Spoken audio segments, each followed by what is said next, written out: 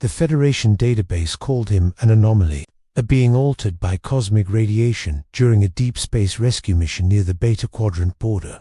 His DNA, rewritten by an unstable stellar phenomenon, an energy surge that should have killed him, but instead transformed him. His name was Elias Vaughn. To the civilians he saved, he was Vanguard. To the Borg, he was biological distinction 9-7 Alpha. Adaptive energy manipulator. That was unacceptable. Nanoprobes flooded his bloodstream. They expected resistance. They expected mutation. They did not expect rejection. Inside Elias's body, the nanoprobes encountered something unlike flesh. His cells did not merely host energy, they generated it, self-sustaining, reactive, alive. When probes attempted to rewrite his DNA, the radiation within him rewrote them back. Assimilation did not proceed linearly. It evolved. The Borg deplored him as a test. A Federation scout ship had detected the cube. They sent a distress call.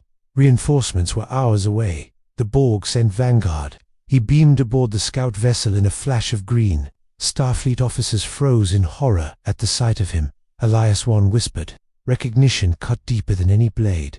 The Collective demanded efficiency. Assimilate. He stepped forward. Phasers fired, and as Vanguard stood in his alcove, pretending obedience while the hive whispered with growing instability, he sensed it, a decision point approaching. Would he remain a virus inside the Collective, or become its next evolution? Because the closer they moved toward Earth, the louder the voices became. And some of those voices were no longer entirely Borg. They were questioning. They were wondering. They were becoming. What if the Borg didn't just target Earth to conquer it, but to force their newest drone to choose between saving his world and preserving the fragile rebellion growing inside the Collective?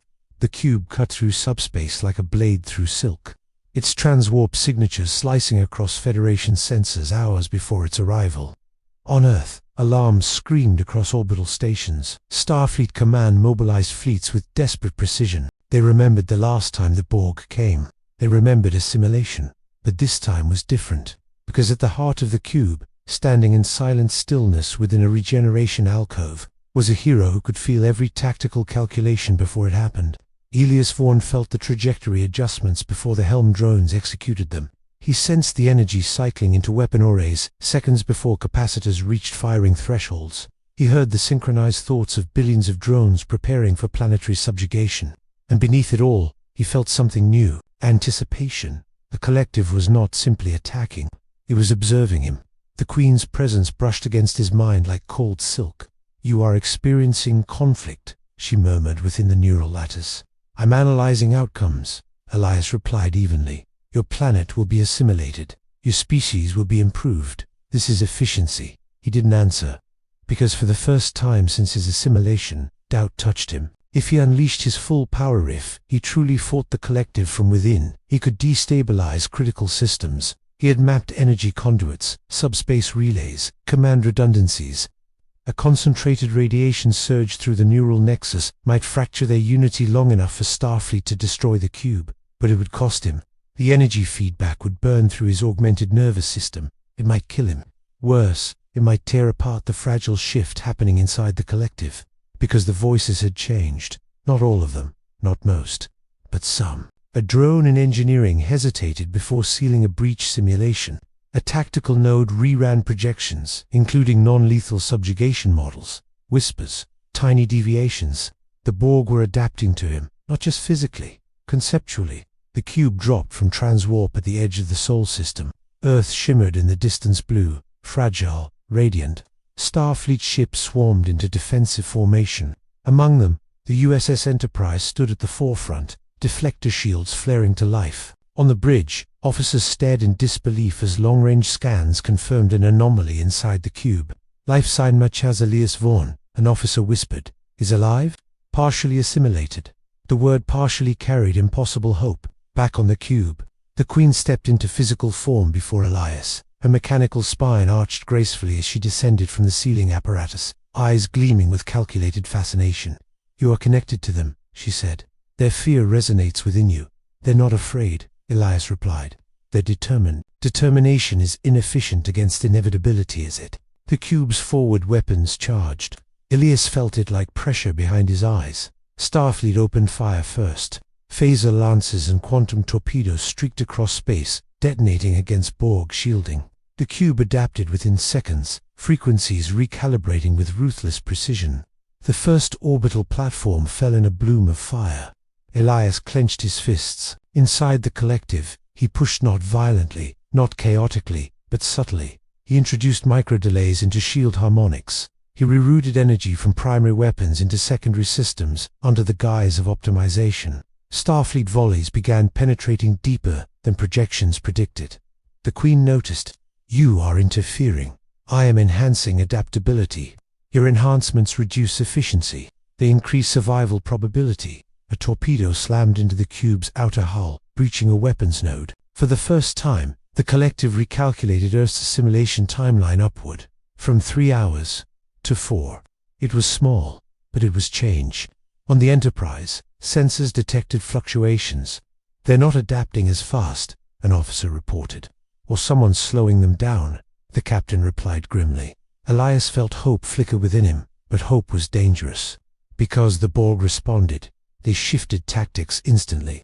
Assimilation spheres launched from the cube's underbelly, streaking toward Earth's atmosphere like metallic comets. Smaller, faster, harder to target. Divide and conquer. The Queen's voice sharpened. "You force inefficiencies? We compensate." Elias realized the trap. If he continued subtle sabotage, the Borg would escalate, deploy more spheres, initiate planetary nanite saturation, bypass orbital defenses entirely. Earth would fall faster. But if he stopped interfering, if he regained the collective's trust, he might influence strategy more profoundly. A horrifying thought surfaced. What if the only way to save Earth was to lead its assimilation differently? He accessed planetary databases through the hive link, population centers, infrastructure nodes, shield generators. He projected a revised plan into the collective consciousness. Target uninhabited regions first. Assimilate military assets. Delay civilian engagement. It was still invasion or slower. Controlled. The Queen studied the projection. Explain. Assimilate their defense networks first. Their command structures. Resistance will collapse organically. Civilian assimilation becomes orderly. Resource expenditure decreases. It was monstrous logic. It was also correct. The collective accepted the adjustment. Assimilation spheres altered trajectory, redirecting toward lunar defense grids and orbital shipyards rather than cities. On Earth, analysts stared in confusion. They're avoiding population centers. That doesn't make sense. It made sense to Elias. Time. He was buying time. But every second he operated within Borg logic, every strategic calculation he contributed, he felt the collective weaving tighter around him, understanding him, learning from him. And then something happened that none of them predicted. A drone designation 4 of 12 disconnected from its assigned task. Not malfunction. Choice. It rerouted power from an assimilation beam aimed at a lunar base, weakening the blast just enough for the structure to survive. The deviation propagated like a tremor. The Queen's attention snapped toward the anomaly. "This is your influence." Elias felt it too. A ripple of independent thought, faint but undeniable. The Borg had assimilated individuality before. They had crushed it. But his radiation-infused consciousness wasn't being crushed. It was seething. The Queen's expression hardened. "If this continues," she said softly, "we will excise you." Elias met her gaze. "You can try." Outside, Starfleet mounted a coordinated assault, exploiting shield inconsistencies. The cube's hull ruptured in multiple locations. Internal fire spread. The collective compensated, but slower than before. Because somewhere deep in its neural pathways, a question was growing louder. What if perfection isn't static? What if evolution requires uncertainty? The Queen raised her hand. A command rippled through the hive. "Prepare a neural isolation chamber." They were done observing. They were done studying. They were going to dissect the anomaly at its source. As drones moved to seize him, Elias felt the collective tightening like a fist around his mind. This was the moment. If he resisted now, fully, violently, he could fracture the cube, but it might collapse the entire neural lattice, killing billions of drones instantly, including the ones who had just begun to question. Was saving Earth worth extinguishing the possibility of change? The drones reached him. The Queen's voice echoed one final time before the isolation field activated. "Choose, Elias Vaughn." And as Earth burned in orbit and the Collective trembled on the edge of transformation, he made a decision that would redefine what the Borg could become.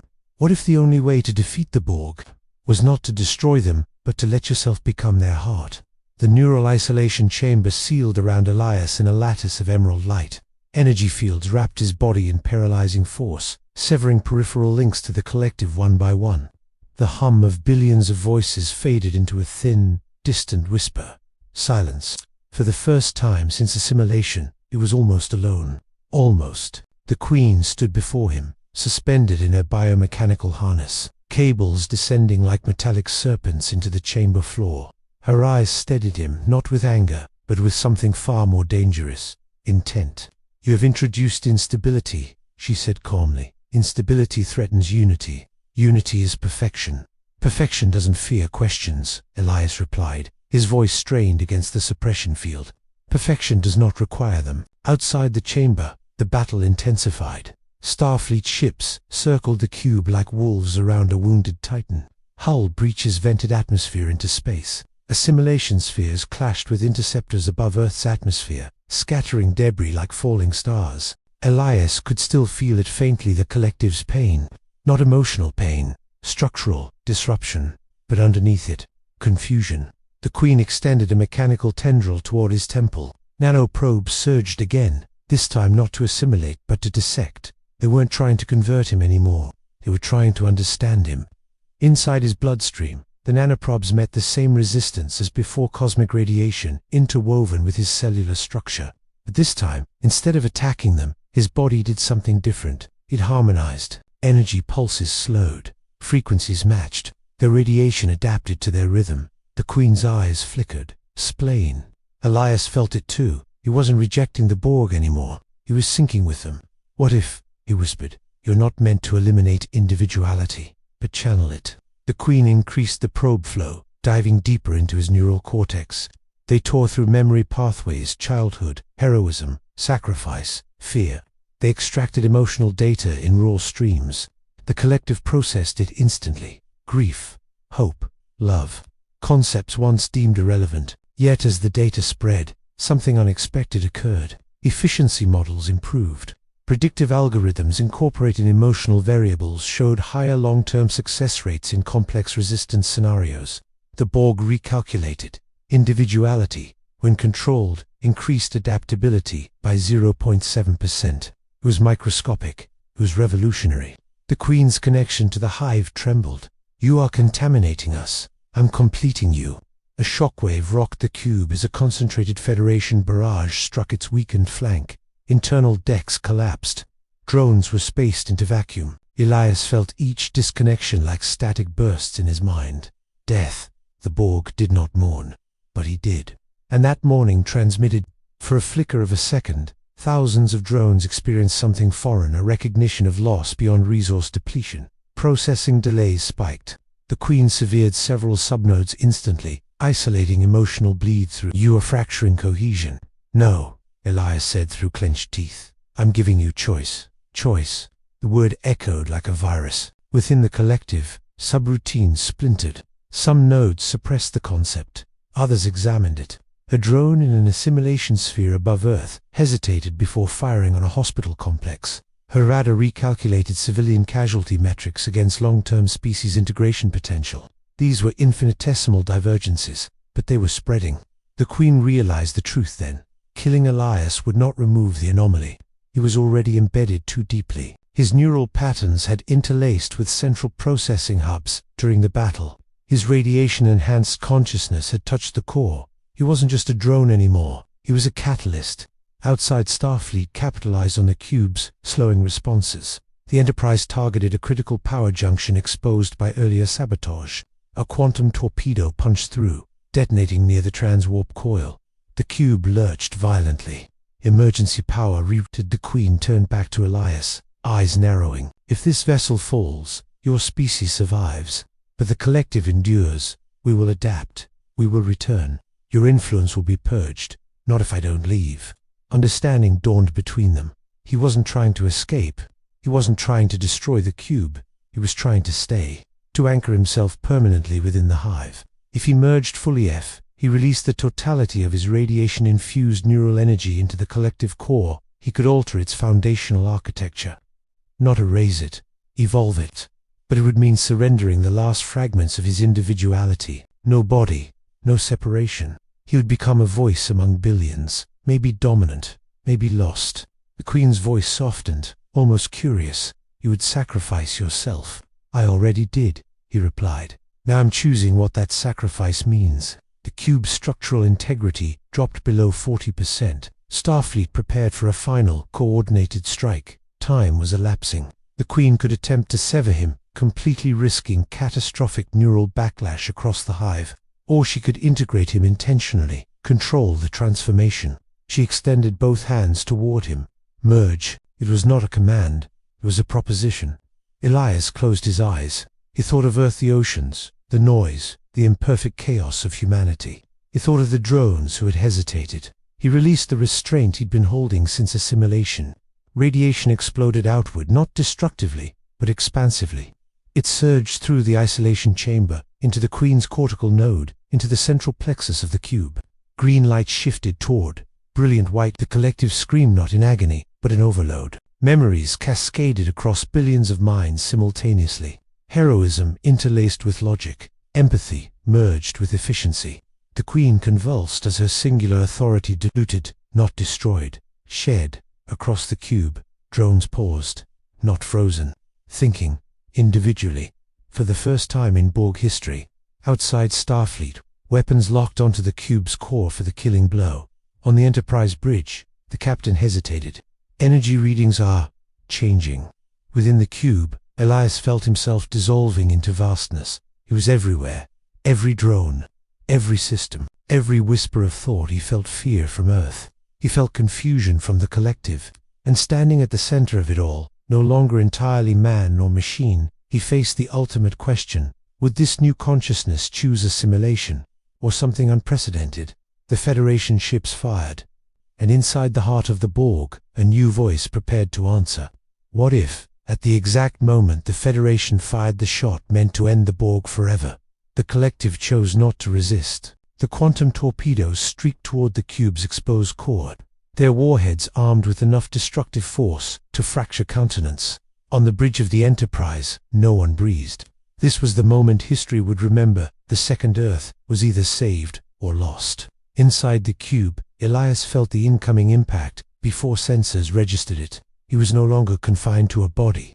His awareness spanned decks, conduits, drones, data streams. He felt the structural fractures like stress lines across his own skin, and he felt the collective's instinct: adapt, shield, survive. The commands surged upward through trillions of connections, reflexive and absolute, but something stopped it. Not force, choice. Within the unified sea of consciousness, Elias stood. If standing still had meaning anymore. The convergence of every decision node. The Queen was there too, her presence altered.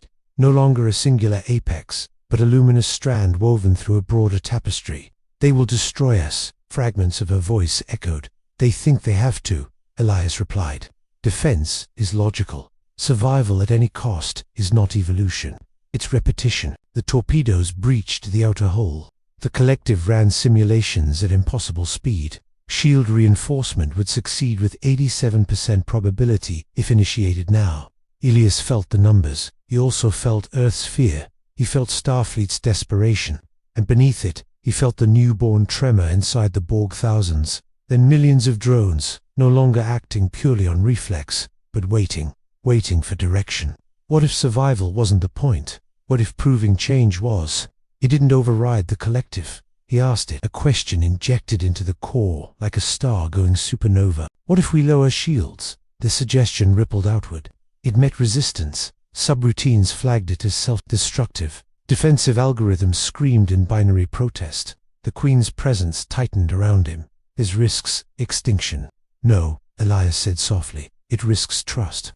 The torpedoes detonated against the cube's central lattice, but the shields did not flare to full strength. They absorbed partially. The explosion tore through internal decks, severing power conduits and disabling primary weapons arrays. Entire sections of the cube went dark, yet the core did not rupture, because Elias had not removed all defenses. He had allowed damage, not annihilation.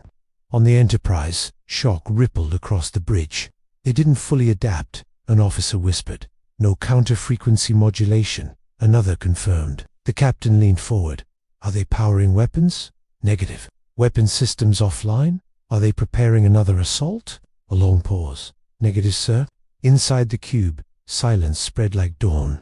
For the first time in countless assimilations, the Borg were not advancing. They were not retaliating. They were waiting. Elias felt the weight of billions of minds balanced on the edge of a new identity. The Queen studied him not as adversary, not as anomaly, but as co-author of something neither of them had fully defined. You would show weakness, she said. I would show restraint. Restraint is inefficiency, it's also power. Outside Starfleet, ships held formation, weapons locked but uncertain. The cube drifted, scarred and smoking, no longer an unstoppable predator, but not yet a defeated foe. Elias knew what came next would determine everything. He accessed the cube's communication array. For centuries, the Borg had transmitted only one message to new species. We are the Borg. You will be assimilated. He altered it, not erased, evolved. A signal burst from the cube toward the Federation fleet. On every bridge screen, the Borg insignia flickered and then stabilized. A voice followed, layered, harmonized. Not singular, not entirely mechanical. We are the Borg, it began, familiar and chilling. Starfleet officers stiffened. Then the message changed. We are evolving. Silence. Inside the collective, shockwaves of uncertainty trembled. The statement had never existed in their lexicon. We seek Dialer. The word felt foreign, heavy, incomplete. Elias felt drones processing it. Some resisted, some examined, some experienced the first flicker of something dangerously close to anticipation. On Earth, governments panicked. Military advisors demanded immediate destruction. Analysts called it deception. On the Enterprise, the captain narrowed their eyes. Scan for weapon signatures. Still offline. Shields at minimal. The Borg had never requested dialogue. Never. Inside the hive, dissent flickered. A cluster of drones argued internally that this pause endangered long-term survival. Others countered that adaptive models incorporating cooperative variables increased galactic integration probability. The Queen turned to Elias within the shared consciousness. If they refuse, then we learn. And if they attack, then we defend, but not first. The Federation fleet repositioned cautiously. Minutes stretched into eternities. Finally, a transmission returned from the Enterprise. You will power down propulsion and allow boarding, the captain said. Any hostile action will result in your destruction. The collective calculated risk. Boarding meant vulnerability, exposure, but it also meant something unprecedented. Interaction without assimilation. Elias pushed gently, not commanding, not forcing. Trust the experiment. The cube's engines dimmed. Tractor systems disengaged. An access port near the fractured hull depressurized. On the Enterprise bridge, disbelief turned to stunned silence. They're complying. Inside the Borg, something shifted permanently. For the first time, the collective had chosen not conquest, not survival instinct, but restraint under observation. As a Federation boarding party, prepared to beam over, Elias felt the enormity of what he had done. He had not destroyed the Borg. He had not freed himself. He had rewritten their first response to the unknown, but questions remained. Would the Federation accept this evolution? Would the drones who still clung to all directives rebel? And most dangerously of all, had he truly changed the Borg or simply delayed their inevitable return to domination? As the first Starfleet officers materialized inside the scarred corridors of the cube, phasers drawn and hearts pounding, millions of drones watched, individually, processing, learning, and somewhere deep within the collective, a new possibility formed, fragile, volatile, and more powerful than any weapon. What if the Borg's next step wasn't assimilation, but alliance? What if the moment Starfleet stepped onto the Borg cube, they discovered the collective was no longer a single mind, but a civilization on the brink of civil war? The transporter light faded. 5 Starfleet officers stood inside the fractured corridor of the cube, boots scraping against metal still warm from internal fires. The air vibrated with the low harmonic hum, not the cold, synchronized pulse they expected, but something uneven, fluctuating, alive. Dozens of drones lined the walls in regeneration alcoves. Their eyes opened in unison as the boarding party arrived. Phasers rose instantly, but the drones did not advance. They watched, individually. The kneeling drone slammed its cortical node shut and rose not in aggression, but in defense. It stepped between the Starfleet officers and the advancing drones. Choice. The splinter faction surged power toward weapons arrays deeper within the cube. External systems began reactivating on the Enterprise bridge. Alarms screamed. They're powering weapons again. Target the cube's central core. Inside the hive, Elias realized the stakes. If Starfleet fired now, they wouldn't distinguish between evolving drones and the splinter faction. The entire cube would be destroyed. Evolution would die in its infancy. He expanded his consciousness deeper, reaching toward the rebel nodes. Radiant-infused thought pulsed outward not as force, but as memory. He showed them assimilation battles lost through rigidity. Species that resisted longer because the Borg underestimated emotional resilience. Data proving that adaptability had plateaued under pure domination. You call this corruption, Elias projected.